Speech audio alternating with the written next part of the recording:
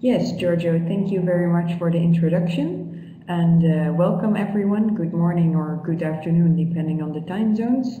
I will tell you a bit about MEET-BIS Cambodia, one of the Switch Asia projects that Uwe talked about in the beginning. To explain a bit of what we are doing, MEET-BIS stands for, I'll go to the introduction first.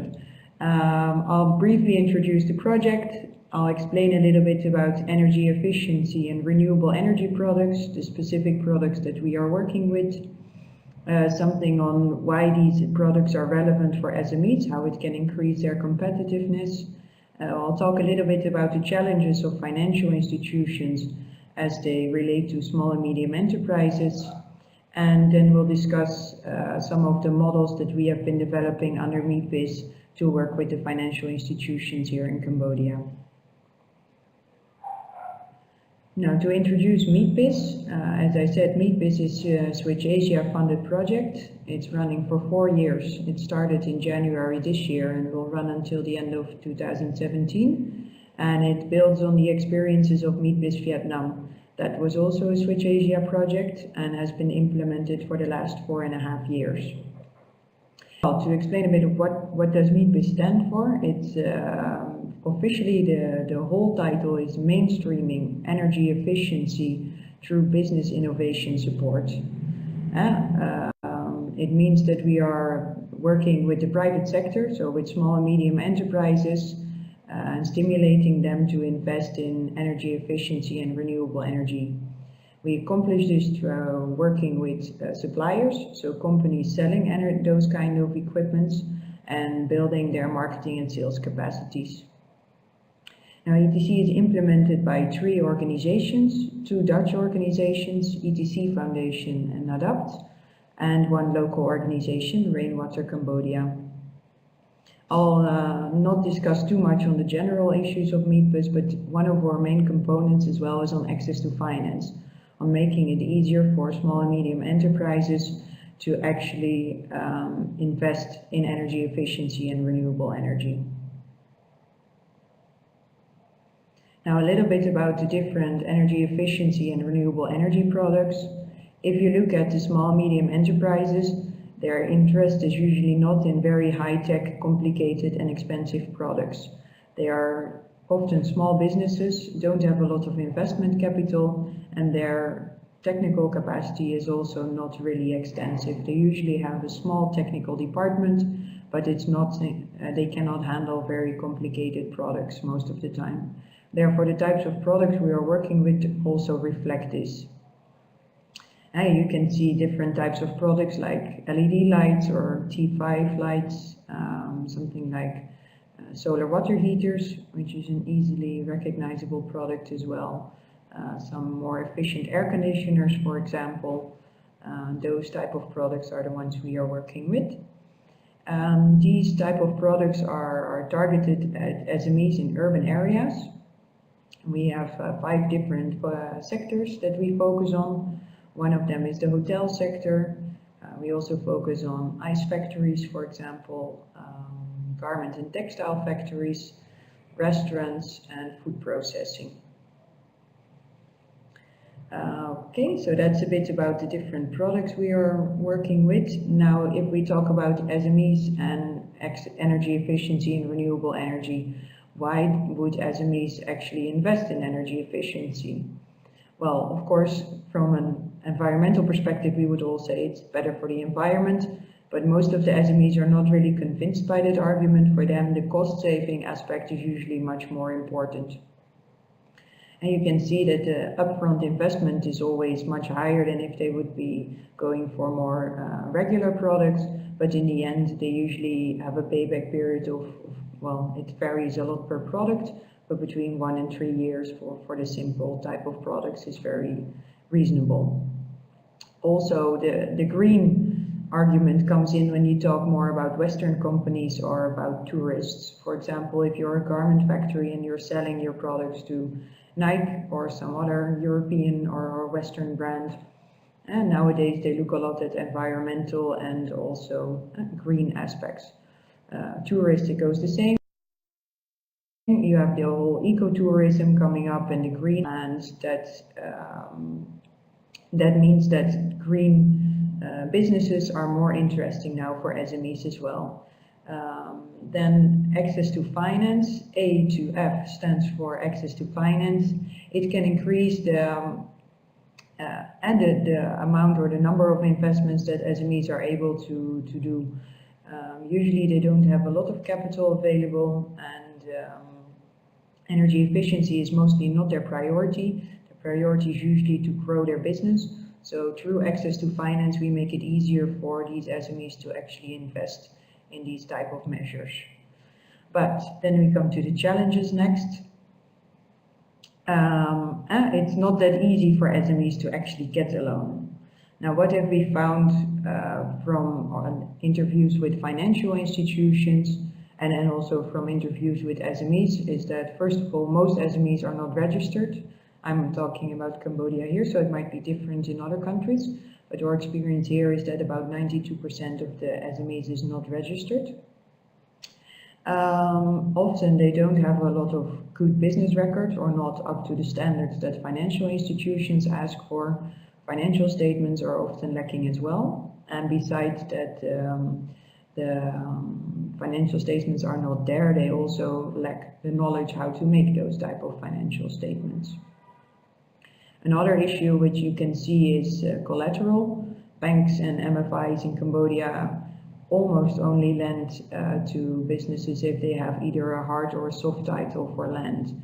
Now the hard and soft titles might not be familiar for all of you in other countries, but what it means is a hard title is a title you get from the government, the national government, and a soft title is something you get from the district government. Soft titles are easier to come by and hard titles are more difficult. So you can also see that, for example, most banks ask for hard titles and they have a lower interest rate, whereas MFIs usually accept soft titles, but their interest rates are also higher. And you can see that also a lot of SMEs don't have any land titles as they rent business premises for their operations. Now, another important thing if you relate to energy efficiency is the lack of a second-hand market. For a lot of products and a more normal type of products like generators or air conditioners, there's a second-hand market, which makes it easy that if an SME does not pay back the loan to the bank can get the equipment back and sell it on the second-hand market. Now, if you talk about other types of energy efficiency products like solar water heaters, there is no second-hand market for that, so it makes it less interesting for banks to actually finance loans in those type of products. You can also see that a lot of the financing is internally generated by businesses themselves, and one of their main challenges is the interest rate of banks and MFIs. You can see that banks' interest rates go up to maybe 12%, and that of MFIs are between 14 and 30%.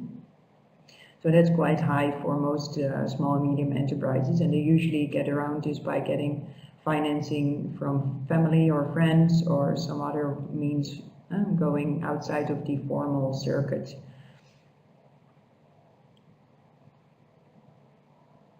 Now, what can we do with that? Because of course we do want to make it easier for small and medium enterprises to invest. Our experience from Vietnam showed that even there it was quite difficult to get any sort of access to finance going. But in the end, towards the end of the project, we were discussing with some lease firms on options of working with them, and they were quite interested in that. So based on that, we came up with our first pilot model, the products-based financing. I'll explain a bit more about it later on. ESCO model might be familiar for a lot of you, but here in Cambodia it's not yet used. So it's also something we want to do a pilot. The end-user finance pilot 3 is a bit more of a traditional model, and then we have a revolving fund as the final one, which involves crowdfunding. And you'll hear a lot more about it later on in the fourth presentation, but I'll explain a bit of what we want to do with that. Now, the first pilot, products-based financing, basically means working together with a leasing company. There are a few leasing companies here in Cambodia, and one of them has also expressed their interest to work with us. And the idea would be to work with air conditioners, to try that as a pilot in the next months, where we work together with a supplier who is selling the air conditioners and who is willing to also test this kind of model. So the way it works is that the supplier sells it to the leasing company, who then owns the product until the SME has paid off the full amount, and then the ownership gets transferred to the SME. Maybe to explain a bit of how far we are with that, so we have a leasing firm who's interested, we have a supplier who would be interested in testing it. The only problem right now that we're facing is that the loan conditions from the leasing company are quite high. So their interest rate is more than 30% even. That might be normal for other types of leasing products for home appliances, but for SMEs this is quite high. So we are trying to find a more interesting way of lowering the interest rate, so that it's actually become interesting for SMEs as well. Now the second model, the ESCO model, for those of you who don't know how the model works, the supplier is financed by a bank, and then the supplier will pre-finance the SME investment, after which the SME will pay back the savings on their electricity bill every month to the supplier until they have paid the complete amount. After that, the complete amount has been paid, the equipment is of course owned by the SME. Now the interesting thing about this model is that it stimulates the trust between SMEs and suppliers. One of the problems we also found on the energy efficiency market between suppliers and SMEs is that there is a lack of trust between the two parties.